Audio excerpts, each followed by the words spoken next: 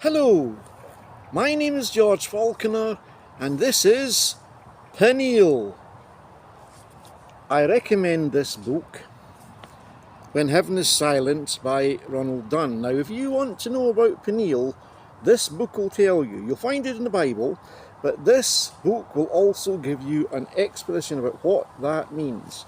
It's about when Jacob came face to face with God and wrestled with God, and God allowed him to prevail, and he was blessed. Because Peniel means the face of God, and Jacob said, I have seen the face of God and lived. Get this book. It's about suffering, and if you're suffering now, this book will be helpful, and one day you will suffer. So still get this book. It's old, I've had it for many years, I'm reading it again, and I am once again benefiting from this book.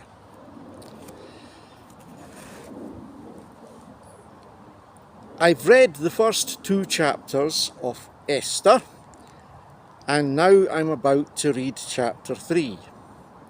I remind you that Esther is a book, the only book I believe in the Bible where God is not directly mentioned. Instead, we see God active in providence, in the events folding out. And that's where this book mentions God, but not directly. And the situation is that the Jews are in exile, and Mordecai has exposed a plot to kill the king, and the king's life has been spared.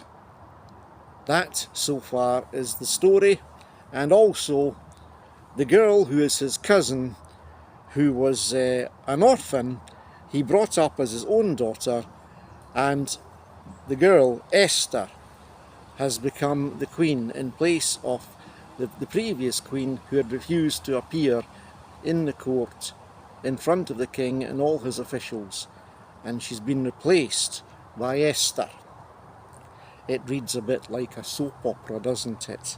The plot unfolds and hatches. And of course it wouldn't be a good soap opera unless there was drama and excitement and contrition, and I can assure you you'll find all of that in this book. So, chapter 3.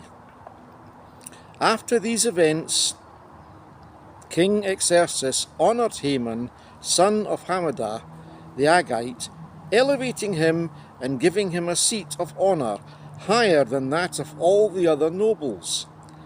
All the royal officials at the king's gate knelt down and paid honour to Haman, for the king had commanded this concerning him. But Mordecai would not kneel down or pay him honour. Then the royal officials at the king's gate asked Mordecai, "Why do you disobey the king's command?" Day after day they spoke to him, but he refused to comply. Therefore they told Haman about it, to see whether Mordecai's behaviour would be tolerated, for he had told them he was a Jew. That was the very thing, of course, he told his cousin not to do.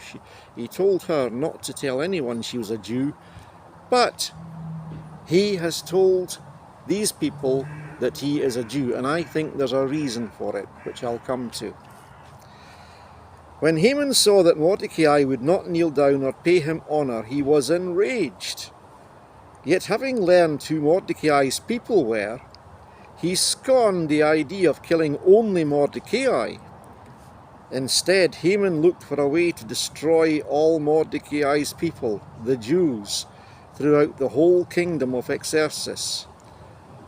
In the 12th year of King Xerxes, in the first month, the month of Nisan, they cast the pur, that is, the lot, in the presence of Haman, to select a day and month, and the lot fell on the 12th month, the month of Adar.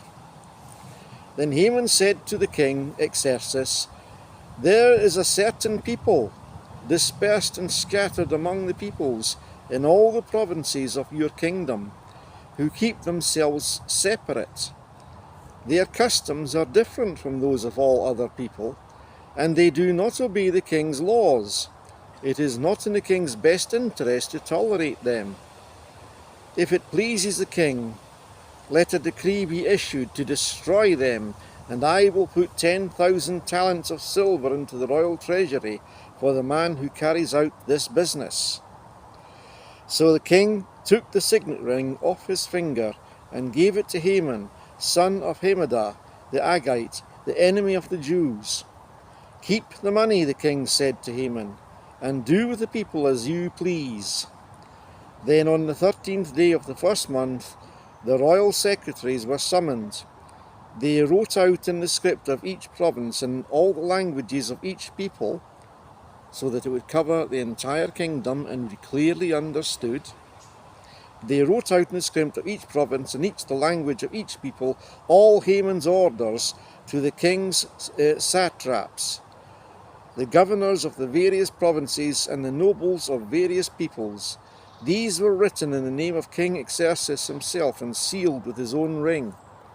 Patches were sent by couriers to all the king's provinces with the order to destroy, kill, and annihilate all the Jews, young and old, women and little children, on a single day, the 13th day of the 12th month, the month of Adar, and to plunder their goods. A copy of the text of the edict was to be issued as law in every province and made known to the people of every nationality, so that they would be ready for that day. Spurred on by the king's command, the couriers went out, and the edict was issued in the citadel of Susa.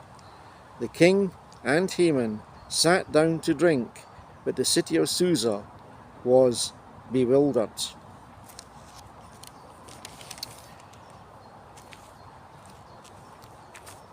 Haman was a foolish man.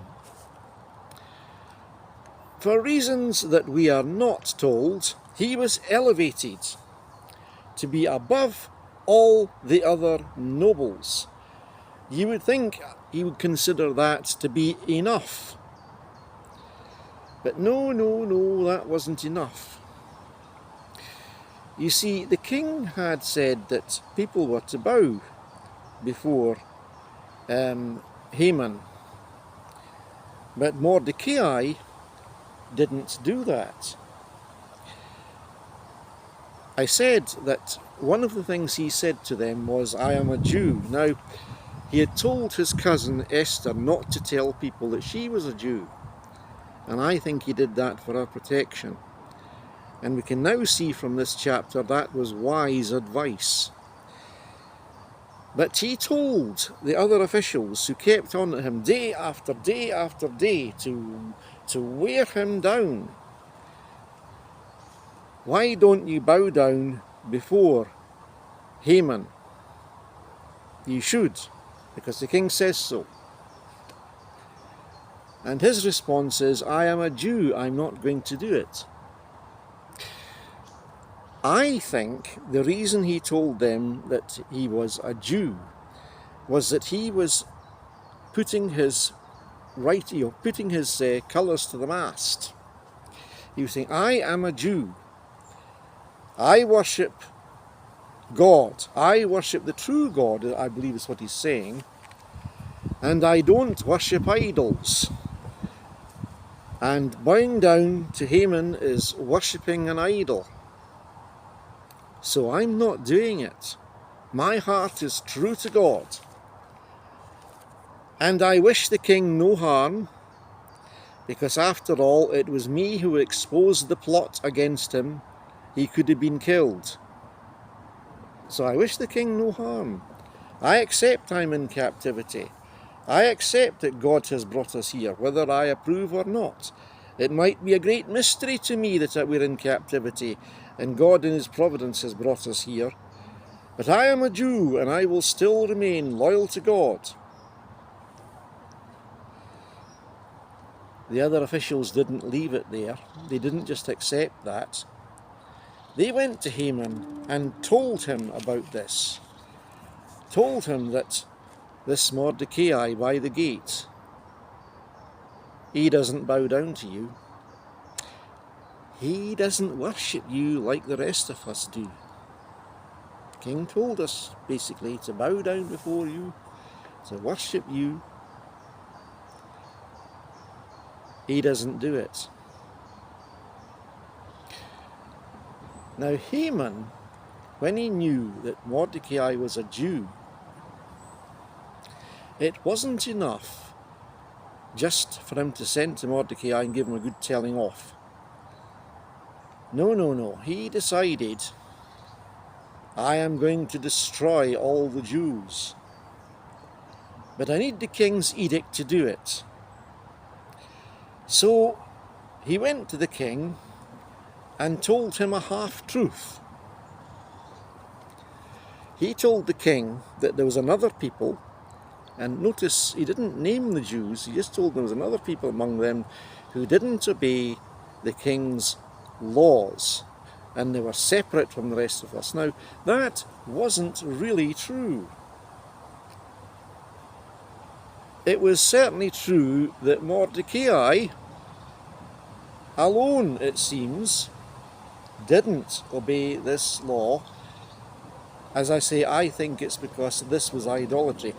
We don't know if there are others who didn't bow before him, because we're not told that, but we're specifically told Mordecai was the one who didn't bow before him. So I don't think it was true that all of the Jews didn't bow before them. I think if it was the case that all the Jews didn't bow before them, I think that would have been recorded. That's just an opinion, by the way. I can't prove that. But we certainly know that Mordecai did not bow down before them. So the king, as I say, faced with Haman, Haman tells him that these people don't obey your laws. There's going to be havoc in the kingdom if these people persist at disobeying you. And I say that I'll give you this enormous bribe, which is in fact what it was, give this enormous amount of money, if you will decree that all of these people have to be destroyed. So the king said to him, keep your money, but here's my signet ring to seal the order. Do as you see fit with the people. In other words, you can have them destroyed. And all this because one man was faithful to God and wouldn't bow the knee. Being faithful to God has consequences. And Mordecai could see that there's going to be consequences. Are we willing to be faithful to God to such an extent that we accept the consequences of our action?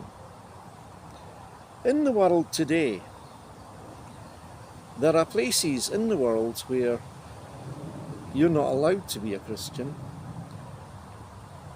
You're expected to obey the law, whatever it is, and you're not allowed to worship God openly.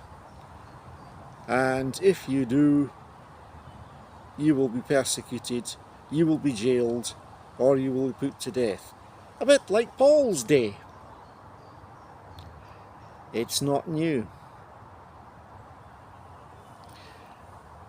Now, we can see here that Mordecai was probably willing to accept those consequences, because it must have occurred to him, I am creating trouble here by not bowing before this man. He reminds me in some respects of Daniel. Daniel wouldn't bow the knee either to idols. And we shouldn't be bowing the knee to idols either, whatever those idols may be. And idols are not always obvious. We bow the knee to God's creation in our present day. People have always worshipped trees and nature and so forth, and now we're just more subtle about it. Or there's other idols. It could be your pop idol or self. People make idols of themselves. I find my own identity. I find my truth. Truth is objective, it's not yours. But whatever the consequences are, we need to be willing to accept them. And who knows what could happen? Terrible things could happen. But God allows terrible things in order to achieve that which He loves. Everything that's happening in the world ultimately culminates one day when Jesus Christ will return.